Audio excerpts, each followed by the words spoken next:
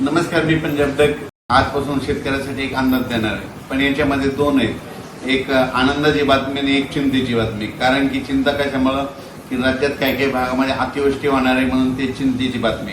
आणि आनंदाची बातमी कशामुळं की आतापर्यंत काही भाग पावसापासून पाऊसच पडलेला नाही, त्या भागात पाऊस पडणार आहे. म्हणून राज्यातल्या सर्व शेतकऱ्याला सांगितलं होतं की 2 जुलैपासून ते 8 जुलैच्या दरम्यान राज्यात काही भागामध्ये अतिवृष्टी होणार आहे, अतिमुसळधार पाऊस पडणार आहे म्हणून हा अंदाज लक्षात घ्या. सर्वप्रथम आपण काय करू, कोणत्या जिल्ह्यामध्ये जास्त अतिमुसळधार पाऊस पडणार आहे त्या जिल्ह्याची नाव सांगतो. सगळ्यात महत्वाचं मुंबई, नाशिक आणि नंदुरबार, धुळे, जळगाव. तर या जिल्ह्यातल्या सर्व शेतकऱ्याला सांगितलं होतं की आतापर्यंत 100 वर्षात पडला नाही इतका जोराचा पाऊस तुमच्याकडे पडणार आहे आणि गोदावरी नदीला मात्र पूर येणार आहे म्हणून हा अंदाज सर्व शेतकऱ्यांना लक्षात घ्यायचा. नाशिककडे गोदावरी नदीला पूर आल्याच्या नंतर ते पाणी तळ्यात जाणार आहे. बऱ्याच तळ्यामध्ये पाणी आल्याच्या नंतर ते तळ्यासाठी शेतकऱ्यासाठी आनंदाची बातमी. त्याच्यानंतर चिंतेची बातमी कशामुळं, कारण की मुंबईला आतापर्यंत ह्यामध्ये 1 जुलैपासून ते 8 जुलैच्या दरम्यान 1000 ते 1100 मिलीमीटर ह्या 8 दिवसामध्ये पाऊस पडणार आहे. म्हणून मुंबईकरांनी, नाशिक जिल्ह्यातल्या शेतकऱ्यांनी, नंदुरबार जिल्हा, धुळे जिल्हा, जळगाव जिल्ह्यात शेतकऱ्यांनी हे अंदाज लक्षात घ्यायचा. मग सांगायचं झालं तर मुंबई, त्याच्यानंतर संगमनेर, अकोले, अहिल्यानगर जिल्ह्यात देखील चांगला जोराचा पाऊस पडणार आहे म्हणून हा अंदाज लक्षात घ्यायचा. त्याच्यानंतर राज्यामध्ये परत आणखीन मुसळधार पाऊस कोणत्या भागाकडे जाणार आहे तर जळगाव जिल्हा झालं, बुलढाणा जिल्हा झालं, जालना जिल्हा झालं, संभाजीनगर जिल्हा झालं, अमरावती, अकोला, बुलढाणा ह्या परिसरात काय होणार आहे की मध्य प्रदेशकडे पाऊस जास्त पडत असल्यामुळं ते मध्य प्रदेशचे बाजूचे जिल्हे म्हणून त्यांच्याकडे मुसळधार पाऊस पडणार आहे. अमरावती, अकोला, बुलढाणा, जळगाव, संभाजीनगर, जालना जिल्हा, धुळे जिल्हा, नंदुरबार जिल्हा, नाशिक जिल्हा, संगमनेर, अकोले आणि मुंबई, नाशिक म्हणजे खूप पाऊस पडणार आहे म्हणून हे अंदाज शेतकऱ्यांना लक्षात. पण उर्वरित राज्यात मात्र काही भागात जोरदार, कुठं रिमझिम, कुठं पेंडवलता असा पाऊस पडणार आहे म्हणून हा अंदाज लक्षात यायचा. म्हणजे 2 जुलैपासून ते 8 जुलैच्या दरम्यान राज्यात ठिकठिकाणी पाऊस पडणार आहे. जे भाग वंचित राहिले त्या भागात देखील पाऊस पडणार आहे. मराठवाड्यात देखील मग लातूर जिल्हा झालं, परभणी जिल्हा झालं, जालना जिल्हा झालं, हिंगोली जिल्हा झालं, बीड जिल्हा झालं, धाराशिव जिल्हा झालं, संभाजीनगर जिल्हा झालं. या भागात देखील काय होणार आहे 2 ते 8 मध्ये जोराचा पाऊस पडणार आहे. जे भाग वंचित राहिले त्यांच्यात कडं देखील पडणार आहे, त्यांची देखील पेरणी होणार आहे म्हणून हा अंदाज लक्षात घ्यायचा. त्याच्यानंतर पूर्व विदर्भ आणि पश्चिम विदर्भ 6, 5, 11 जिल्ह्यामध्ये 2 तारखेपासून ते 8 तारखेपर्यंत 2 जुलै ते 8 जुलैच्या दरम्यान जोराचा पाऊस पडणार आहे.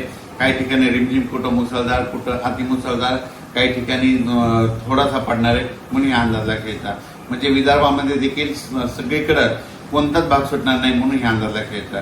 त्याच्यानंतर पश्चिम महाराष्ट्राकडं सातारा झालं, सातारा, सांगली, कोकणपट्टी, घाटमाथ्याचं खूप पाऊस पडणार आहे.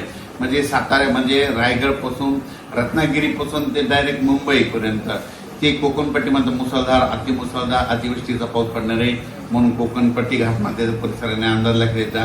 राहिलं पश्चिम महाराष्ट्राकडे पुणे जिल्हा झालं, सोलापूर जिल्हा झालं, सांगली जिल्हा झालं, सातारा जिल्हा झालं, त्याच्यानंतर अहिल्यानगर, त्याच्यानंतर बीड जिल्हा, कडाष्टी, श्रीगोंदा, बारामती या परिसरात. म्हणजे ह्यामध्ये उद्यापासून तसं तर आजच 1 तारखेला बऱ्याच भागामध्ये पाऊस सुरुवात आहे, पण 2, 3, 4च्या दरम्यान परत त्या भागात देखील पाऊस पडणार आहे म्हणून हा अंदाज लक्षात यायचा.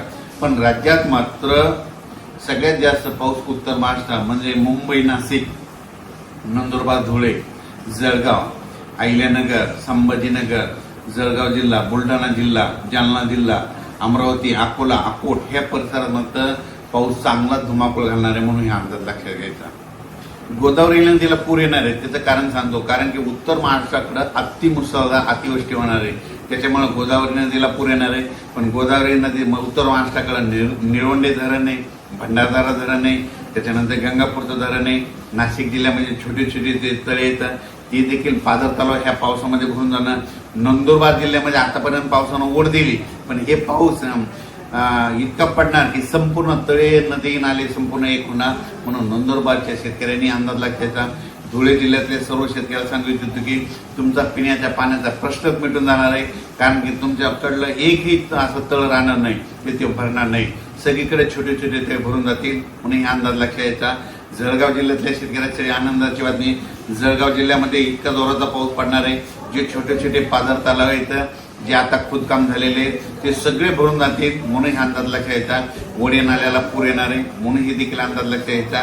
त्याच्यानंतर कन्नड सिन्नर इकडं संभाजीनगर सिल्लोड हे भाग, अजंठा परिसर हे भोकरदन हे एरिया, त्याच्यानंतर वैजापूर, गंगापूर, शिर्डी, राहता, संगमनेर, अकोले ह्या भागात देखील काय होणार, मुसळधार पाऊस पडणार आहे म्हणून त्यांनी देखील सतर्क राहण्याची गरज आहे. राज्यात मात्र जवळपास 10 ते 15 जिल्ह्यामध्ये खूप पाऊस पडणार आहे म्हणून हा अंदाज सर्व शेतकऱ्याला लक्षात यायचा. मात्र गोदावरी नदीला मात्र नाशिककडे पूर येणार आहे म्हणून हे देखील अंदाज लक्षात यायचा. आणखीन देखील बऱ्याच महाराष्ट्रातून बऱ्याच ठिकाणून फोन येतात की आमच्या भागामध्ये पाऊस पडला नाही, पण ह्या 8 दिवसामध्ये जे पाऊस आहे ते सगळीकडे पडून जाईल आणि त्यांच्या देखील फेरण्या होतील म्हणून हे लक्षात यायचं. हे जवळपास पाऊस सांगायचं झालं तर 2 जुलैपासून ते चांगला 8-9 जुलैपर्यंत राज्यात पडणार आहे आणि त्याच्यानंतर पुन्हा काय होईल 14-15 म्हणजे 13-14-15 दरम्यान पुन्हा एकदा जुलैमध्ये पाऊस येणार म्हणजे शेतकऱ्याला पेरणी करायला, रोपणी करायला परत एकदा चान्स देणार आहे म्हणून हा अंदाज लक्षात. माझी मुंबईकराला विनंती आहे, नाशिकवाल्यांना विनंती आहे, नदीकाठच्या भागातल्या शेतकऱ्यांनी सतर्क राहावे. मुंबई नाशिककडं इगतपुरी ह्या परिसरामध्ये खूप जोराचा पाऊस पडणार आहे म्हणून त्यांनी स्वतःची काळजी घ्यावी, पशुधनाची काळजी घ्यावी, कारण की नदीकाठच्या लोकांनी काळजी घेण्याची सगळ्यात महत्वाची गरज आहे. कारण की नाशिक जिल्हा उत्तर महाराष्ट्राकडे म्हणजे मात्र पाऊस धुमाकूळ घालणार आहे म्हणून हा अंदाज लक्षात यायचा. मुंबईकडे भोईसर ह्या पट्ट्यामध्ये देखील खूप जोराचा पाऊस पडणार, नालासोपारा, ठाणे ह्या परिसरात देखील जोराचा पाऊस पडणार आहे म्हणून मुंबईकरांनी हा अंदाज लक्षात घेऊन आपण आपली काळजी घ्यावी. माझी एक शेतकऱ्याला विनंती आहे, विजा ह्या पावसामध्ये विजेचं प्रमाण जास्त असल्यामुळे विजा कडकडायला लागले की शेतकरी काय करतात, त्याचे कपडे भिजवतात म्हणून ते झाडाचा आश्रय घेतात. माझी विनंती, कपडे भिजू द्या, तुम्ही डायरेक्ट घर जवळ करा, पण तुम्ही तुमचं स्वतःची काळजी घ्या. नसता काय होईल, कपडे भिजतात म्हणून शेतकरी काय करतात, झाडाचा निवारा घेतात आणि विजा नेमक्या झाडावर पडतात म्हणून विजेपासून स्वतःची काळजी घ्या, पाळीव प्राण्याची काळजी घ्या म्हणून हे सर्व शेतकरी लक्षात घ्यायचं. अचानक वातावरण बदल झाला परत एक मेसेज दिला जाईल. धन्यवाद.